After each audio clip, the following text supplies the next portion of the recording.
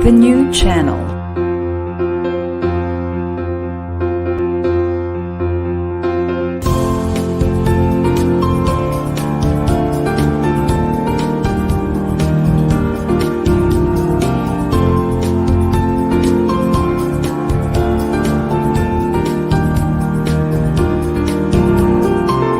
The new channel.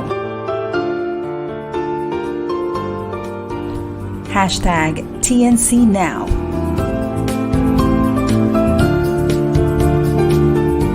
The views, opinions, and insights expressed in the following shows are those of the host, producers, guests, and viewers. They do not necessarily reflect the position of the channel. Viewer discretion is advised. Hello and welcome to the new channel. Our passion transforms a community channel that sees all things new. I am J'ang Kevs na nagsasabing, reading can change the world. Hashtag Ken the Librarian, streaming from Quezon City. Yes, and I am Catriona J. Jake Villanueva, ang beauty and brains ng universe, surfing and streaming from the city of San Fernando, La Union, Philippines. Good evening, and you're watching the Season 1, Episode 10 of Chill and Charity Fridays by I Am Making a Difference.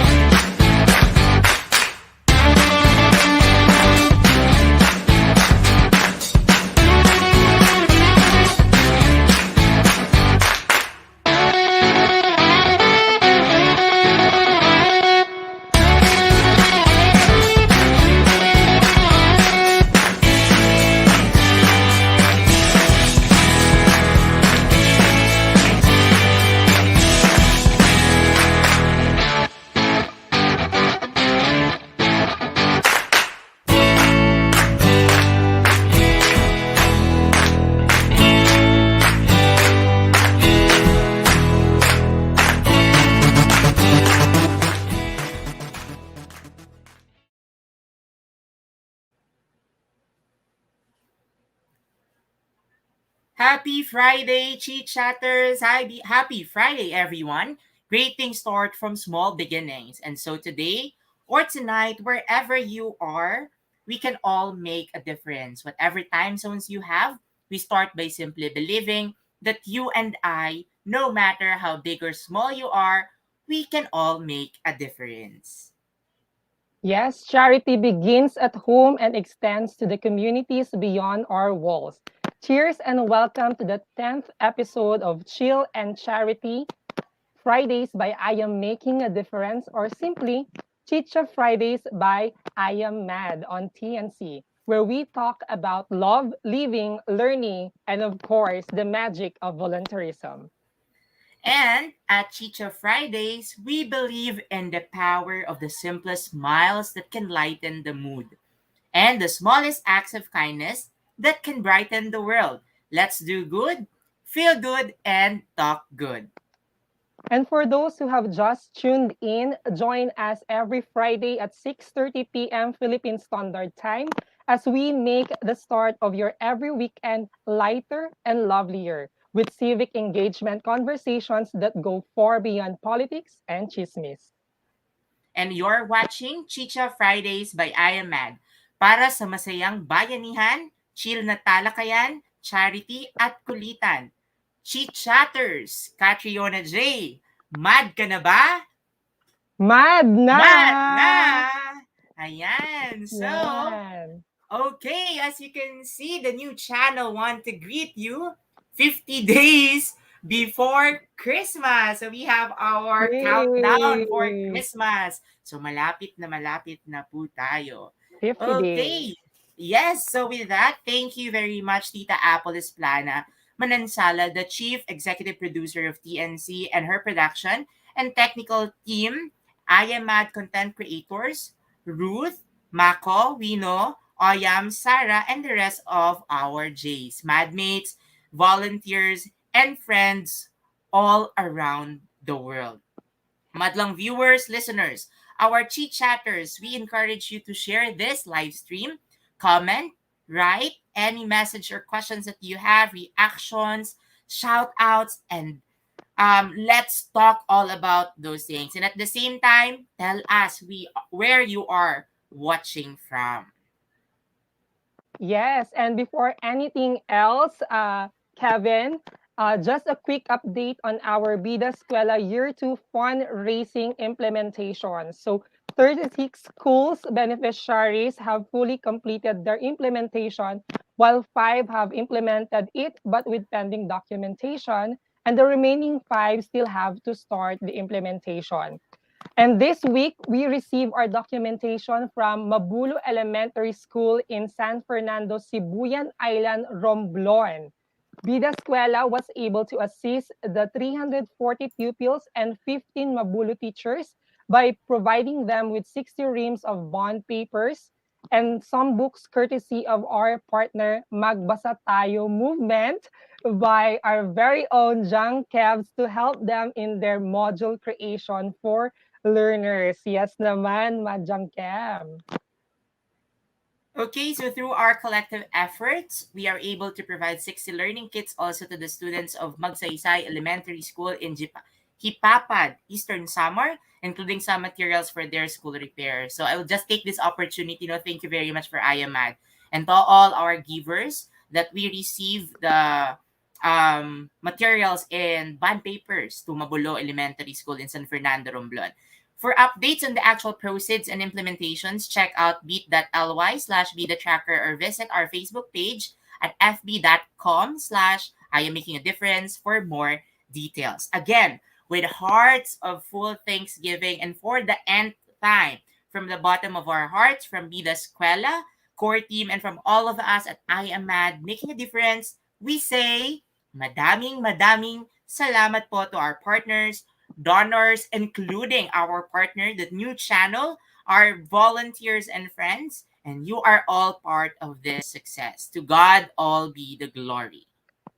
Yes, and don't forget po to check out bit.ly/bida-tracker for more updates of what is happening with our donations and where do they go. Diba? Tama ba dyan, Definitely. John Kevin? Yes, definitely po. All help and all donations can be checked on that link. Okay, so much with all of those things. We continue to say thank you to our partners. But tonight, we have a very, very great discussion, Catriona J. And I am very excited because this is quite different sa mga Mm-hmm. usual na pinag-uusapan. So, our topic is about finding yourself in poetry. Ayan. Wow. So, lahat ng nandyan, kung sino man yung mahilig sa tula or any kind, 'di ba, of tula, we will hear something from our guest tonight. So our special guest for tonight is one of the 10 outstanding students of the Philippines in Region 3 awardee in 2016 and the recipient of the Outstanding Youth Volunteer Award by the National Economic Development Authority in 2019. In the middle of the COVID-19 crisis, he established Mga Tala at Tula, MTAT Community, an online community known for its collaborative exhibit of poetry and social media promoting Filipino literature while recognizing the importance of art psychotherapy in the midst of a pandemic. His Mga Tala at Tula initiative is one of the national awardees in the 10 Accomplished Youth Organization of the Philippines, Tayo Awards 18 and 2020. He is also a filmmaker, and in 2020, his film was hailed as People's Choice Awardee in the CNN Philippines first digital short competition for his film, Gabi, Ang Paglaya ni Huli. Okay. Meron ka pa bang may Wow. dadagdag, Catriona J, for that? Napaka-impressive ng ating guest. And Yes. for all our viewers, our guest at present, he's taking up his master's degree in public administration at the University of the Philippines, Diliman.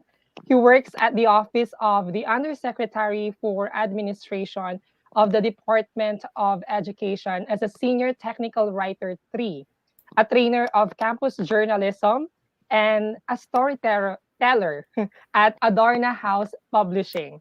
And most recently, he just started his short course opportunity for creative writing and entrepreneurship studies at University of Iowa through the U.S. International Exchange Program. Please welcome, yes, an author, a filmmaker, a volunteer, and a public servant and creator of Mga Tala at Tula, Mr. Jan Roniel Agustin Canimo, or Ron Canimo for short. Hi, Ron. Welcome to the show. Hi. Hello, everyone, to you guys and to our viewers. Hello. Thank you for this chance to share something good tonight. Yes, so thank you very much also, Ron, for giving us the time, diba, to be our guest for this episode of Chill and Charity Fridays. But before we start our conversation, meron kaming usual na sinasabi sa aming guests at sa aming mga volunteers to check if you are ready. Okay, so we have here Chit Chatters. Ron, mad ka na ba? Mad na. Ayan, mad na ang Yay! ating guest for tonight. So, but before that, syempre, we will give you a chance to introduce your name and we will teach you our GTKY or Getting to Know You style and I am mad. Just say your full name or nickname, where are you originally from, and your current location tonight, kung iba man. What keeps you busy aside from your work, and anything favorite or particular interest you have that you want to share with us. All right. I am John Roniel Canimo, and my friends call me Ron, and my pen name is Ron Canimo. I grew up here in Candaba, Pampanga, and since the outburst of COVID-19, I work from home. So currently, I'm here in Candaba. So other than my work, I'm also a social media content creator. I write essays and poetry on my SOCMED pages. And also, I am managing an online community of writers. It's called Mga Tala at Tula Community. It's an organization known for its collaborative exhibit of poetry in social media. So I'm also into filmmaking and binge watching. So this is my way to relieve my stress and to express myself. Wow. And I could totally relate with Ron in a lot of ways. And yes, nakakatulong din talaga yung pagbe-binge watch, no? Especially during the beginning of this pandemic that we were really on a lockdown, and we were still navigating things, correct, Ron? And I think nandun lang tayo sa lane ng it's either magwa-watch ka or magsusulat para express yung nararamdaman mo or yung relieve mo yung stress mo. And thank you for sharing that to our chit-chatters and our madlang viewers and listeners. So we would like to know you more, Ron. So we'll start now with our Q&A portion. Charot, Q&A portion agad. And so, feeling ko nga maraming fans Ayan. ngayon si Ron na nanonood, no? So, what J'ang we want Kevs. lang is to know you more.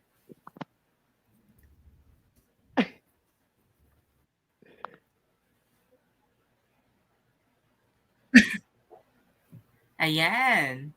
Okay. Go, Jang. Okay, so we want to know you more, Ron, as a person, definitely. And one we Hello? wanted, yes, we can hear you. Do you hear me, guys? Sorry. Yeah, so, Yes. um, okay, so, about me, I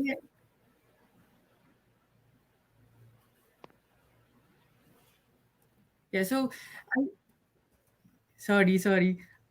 My connection is bad. So, I am a shy type kid. So, I'm an introvert per se. And since I was a kid, I always have a weird imagination of scenarios.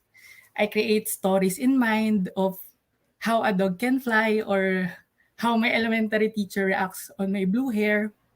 So, bata pa lang din ako, mahilig na ako magbasa at manood ng mga pelikula. I prefer books and school materials than toys. I love color pencils. I'm fond of smelling a new pad paper. So if I could describe myself as a kid in one word, I am sentimental. So hanggang ngayon naman I see things in their deeper essence. Kaya nga ang hirap o hirap na hirap pa rin akong mag-declutter ng gamit kahit yung mga hindi na functional na gamit ko, hindi ko maitapon. Iniisip ko lagi, may sentimental value ito. And somehow, that character of mine, yung pagiging sentimental, is what made me the poetic guy I am today. Wow, J'ang Kevin.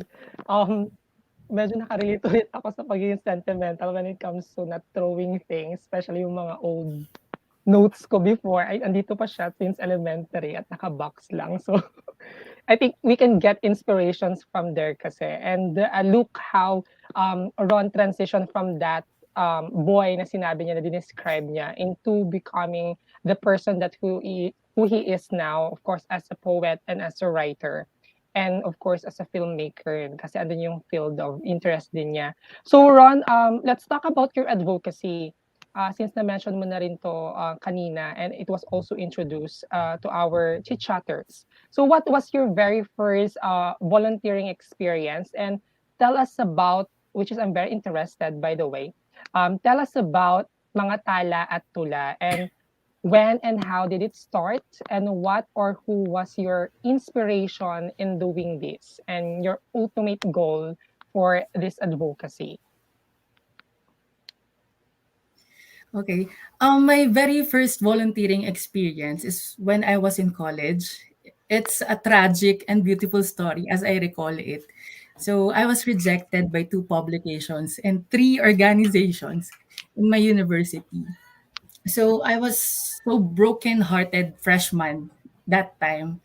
And that time, I just wanted to feel like I belong, that I have a group to fit in. Kaya pinupurso ko talaga na makasali sa school org o kaya sa campus publication.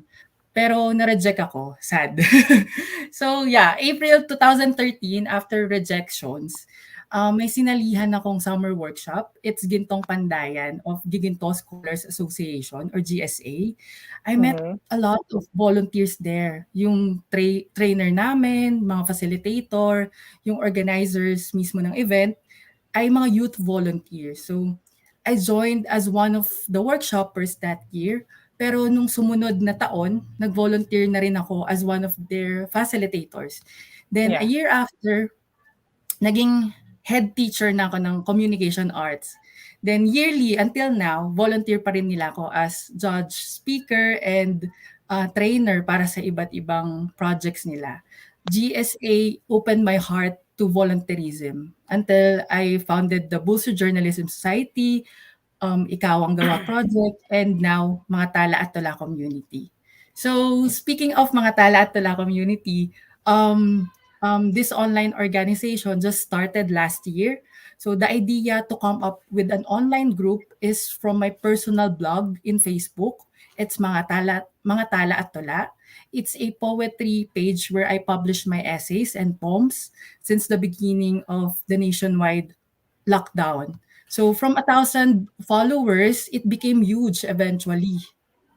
And until it produced avid readers and supporters. I remember there's this one person, his name is Rolly Mamuyak, who messaged me and suggested that I should make a group or a group chat for the fans para rin daw magkakilala yung mga aspiring poetry writers.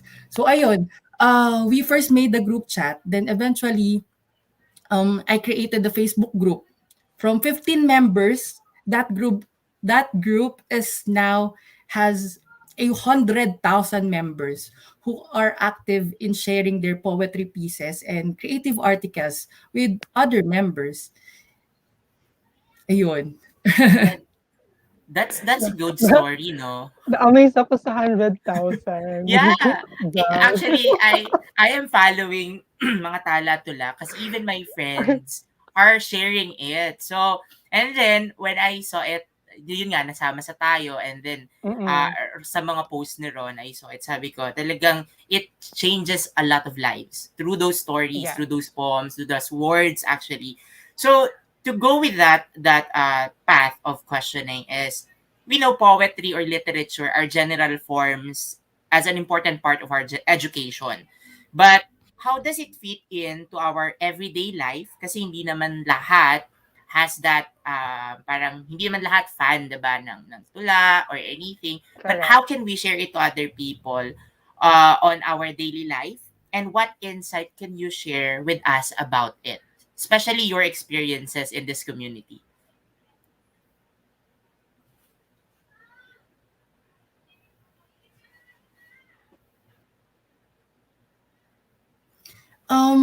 I could not think of any other answer that is perfect for that question. Na sabi nyo, um, how does it fit into our everyday life? No, so this certain quote from the 1989 film Dead Poet Society, one of my favorite films. Robin Williams said, "We don't read and write poetry because it's cute. We read and write poetry because we are members of the human race. And the human race is filled with passion and medicine, law, business, engineering. These are noble pursuits and necessary to sustain life. But poetry, beauty, romance, love, these are what we stay alive for. Beautiful thought indeed. So poetry is beauty and it is romance and love, the reason why we stay alive. And when you say stay alive, it means it inspires us. Poetry can be the fuel of our dreams, of our relationship with others, of ourselves. And it reminds us the beauty of our existence. It reminds us to hold on, to keep going, to wait for the sunshine after the rain, to be kind, to be compassionate, and to share happiness. Oftentimes, we see poetry as an aesthetic form of communication, but it is more than that. Poetry saves our dreams. Beautiful words reminds us the beauty of this world. Wow, Yeah, actually, no. beautiful. Parang, Beautiful yung ha? sinabi ni Ron. Oo. Definitely, no, nakakatuwa. Through those words, parang, while sharing that kanina ni Ron, is parang, you will really Yeah. listen, no? How much more if you've read the mga tala-tula online, maa-amaze talaga kayo sa mga isinishare nilang inspiration. And I believe, this poetry kasi creates relations in the human, in the society, in the community that we want to build. So, yeah, another question that we have is, if there is a critical area today in which poetry should create a conversation with, where or what would that be and why?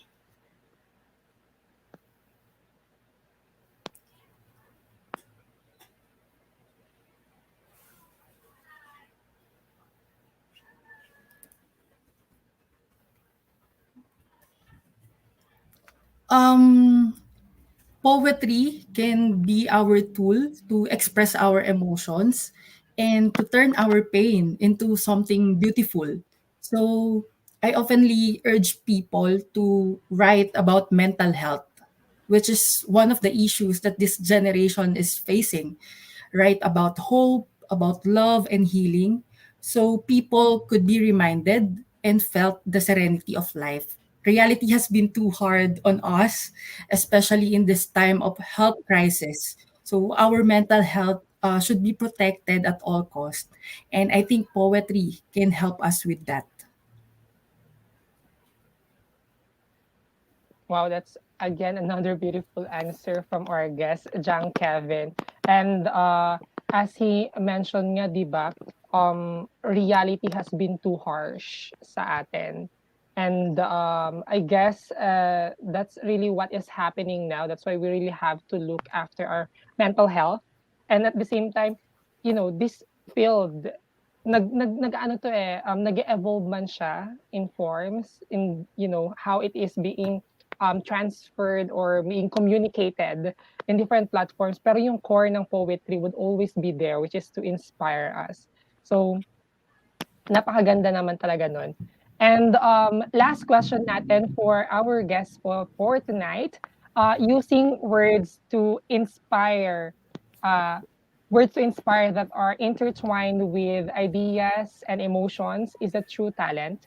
How do you do it? What is your most exciting and most challenging experience? And how do you enjoy and remain committed, Ron, to your advocacy?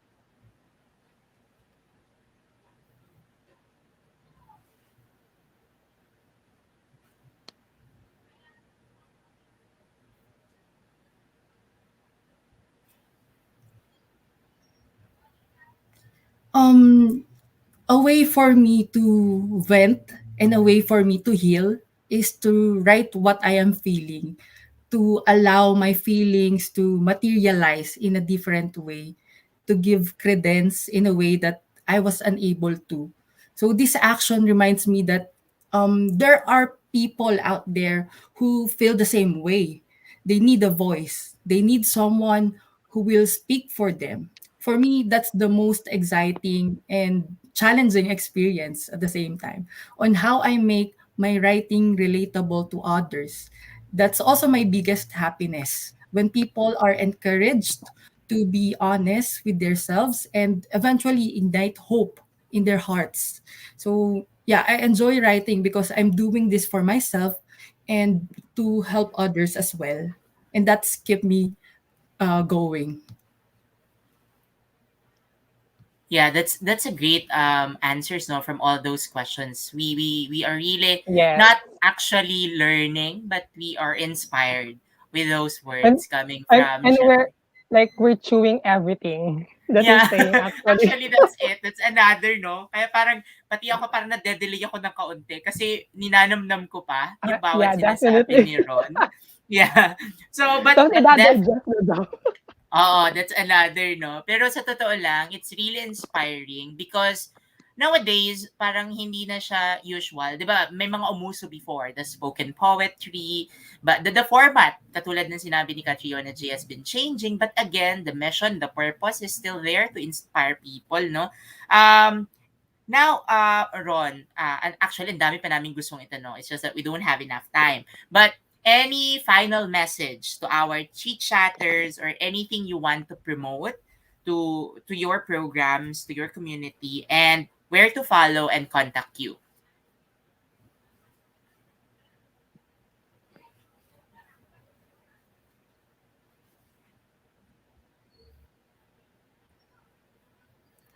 All right.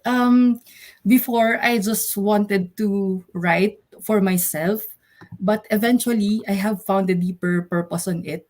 I've always noticed that no matter what you have in life, the things that will stand the test of time have been words. So I wanted to leave the world with beautiful words so that people will always find love, hope, and healing despite the hardships and cruelty of living. So my advice for the aspiring writers out there, huwag matakot sumubok at danasin ang mga bagay.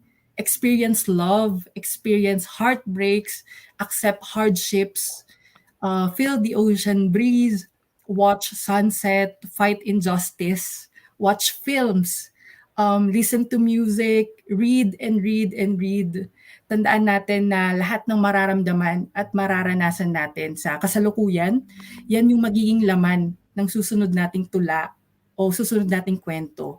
Yan yung magiging pundasyon din natin ng magiging advokasya natin. Kaya huwag matakot sumubok at danasin yung mga bagay sa mundo. This is how you find yourself in poetry and in volunteerism na rin. Wow. Those final words. Like 10 across the board. Yeah. Parang wala tayong pwedeng i-comment doon eh, 'di ba? And napakaganda ng sinabi niya, tama ba J'ang Kevin? And from everything na shinare, thank you so much Ron. And from Yeah. everything that our special guest shared tonight, J'ang Kevin, ano naman siguro yung short na takeaway natin? Okay. For me, one of the takeaway that I keep on thinking is that I'm very particular with the rejection. No, narinig natin kanina the rejection na naranasan ni Ron to the communities or organizations sa gusto niya sumali before and then hindi siya natanggap, hindi siya nakasali. But then again, one thing na chit-chatters you need to look into is to if there's a rejection, most probably there are blessings to come.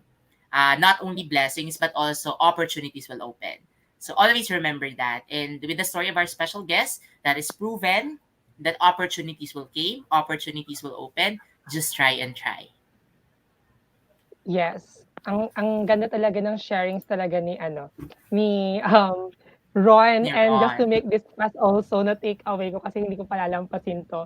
I really am, inspired with the story. I think I can see myself there because of those rejections and all as a writer also. And what keeps me going also is, to just keep pushing myself forward and just experience everything, both rejection, pain, love, and happiness, because all of those will be important in your own characterizations sa Yeah. mga ginagawa mo, di ba? So now we're on the fun part of our segment. Tama ba, John Kevin? Yes, we will have a fan segment, a very short fan segment para lang pampabalanse, no, ng ating Yes. Chill and Charity Fridays. So, masusubukan yung talento ni Ron sa pagtutula. Okay, go, Pero Catriona. tumutulan na siya kanina 'no? Oo, And actually, mabilisan kahit lang hindi 'to, na. Ron, yes. And, dalawang words lang naman 'tong gagawan mo. And our fun segment is entitled, cue ninyo iki-cue ba ni Direk si Fernando po? Char. Ang title ng ating fun segment ay, "Isang linya ka lang."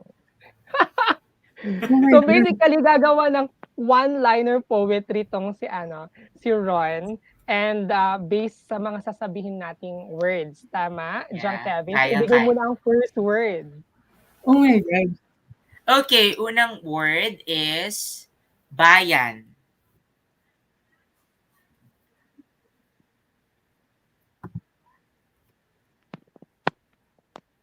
Ako magche-cheer ako dito bilang fan. Yeah. Bayan. Mm-mm. Lagit-lagi akong uuwi sa aking tahanan. Ito ang aking bayan. Ah, Wow! palaban. Eto naman ang panghuli Go. nating word, bata.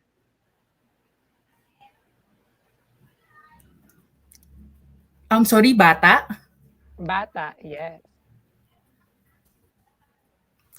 Um, Bigyan mo ang sarili mo ng isa pang pagkakataon. Mangarap ka muli katulad nung bata ka pa noon. Ah, Wow!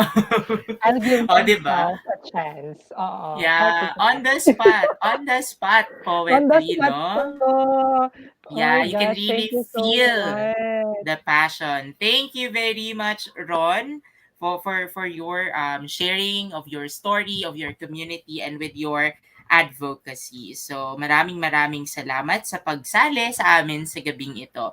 Thank you very much for joining us in this episode of Chicha Fridays by I Am Mad on TNC. Get to know more of I Am Mad making a difference and support our initiatives by following and messaging us on Facebook, facebook.com I am making a difference, or email us at iamadph@gmail.com. You may also listen to our volunteer stories and podcast directly and no sign in required via anchor.fm/IamMad or search Mad Talks Podcast but by I Am Mad Making a Difference on Spotify or Apple Podcasts and start your Mad Audio habit. I am J'ang Kevs and nagsasabing, reading can change the world. Hashtag Kendall Librarian streaming from Quezon City. This is Chill and Charity Fridays by I Am Mad on TNC, where we talk about love, living, learning, and of course, the magic of volunteerism. Let's do good, feel good, and talk good. And remember, charity begins at home and extends to the communities beyond our walls. Join us again next Friday at 6:30 p.m. Philippine Standard Time as we make the start of your every weekend lighter and lovelier with civic engagement conversations that go far beyond politics and chismis. So as we end this episode like we always do, let's treat ourselves with this weekend's Chicha Friday SSS or Special Sound Session. Chillax, watch, and listen to GMA 7's The Clash Season 3 Top 16 Finalists and ABS-CBN's Tawag ng Tanghalan Season 5 Spotlight Winner and an artist from Teatro Rizal by Jose Rizal University, Kyle Pasahol singing his cover of No Time to Die by Billie Eilish. I am Catriona J, Jake Villanueva, ang beauty and brains ng universe, surfing and streaming from the city of San Fernando, La Union, Philippines. This has been Chicha Fridays by I Am Mad. Para sa masayang bayanihan, chill na talakayan, charity at kulitan. Chit Chatters, J'ang Kevin, mad ka na ba? Mad Mad na! na! Thank you very much. Thank you, Catriona J. Bye! Happy weekend, Bye-bye. Keep everyone! safe.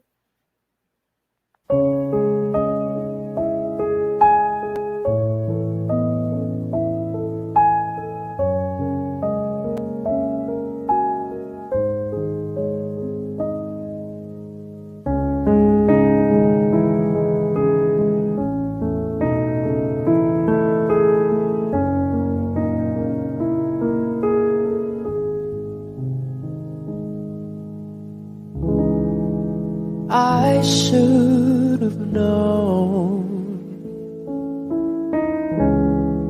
I'd leave alone.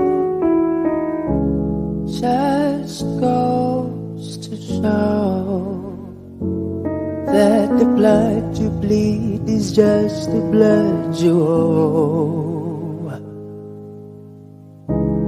We were a pair,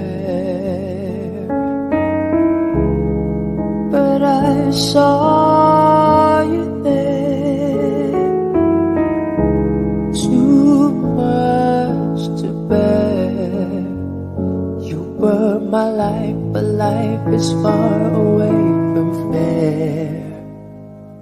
Was I stupid to love you? Was I reckless to help? Was it obvious to everybody else that I'd fallen for a lie? You were never on my side. Fool me once, fool me twice. Are you dead? The paradise. Now you'll never see me cry. There's just no time to die.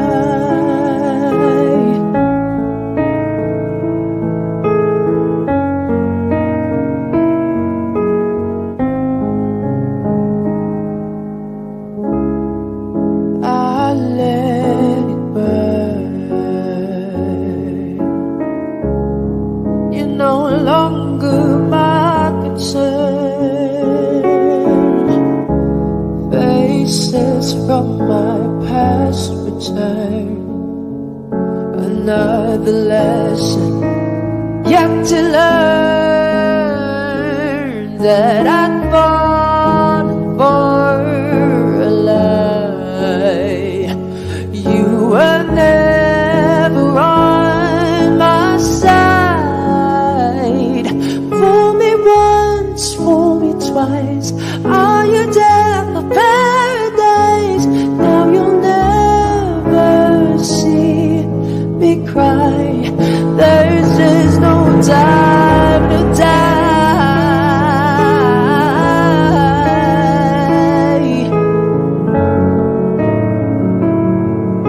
Oh, no time to die.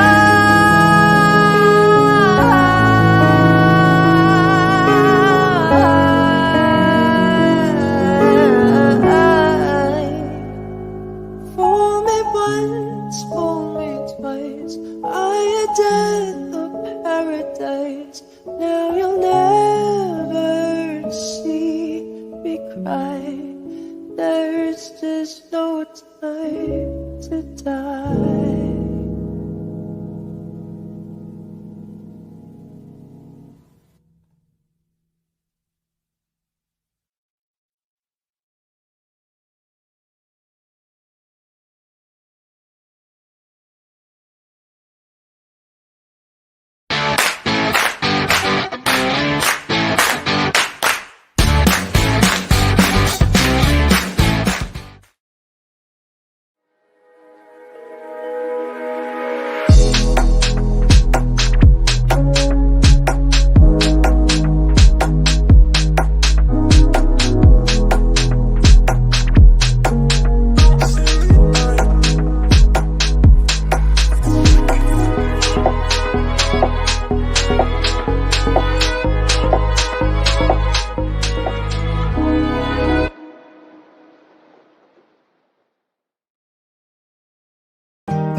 Hindi madali ang pinagdaraanan ng ating mundo.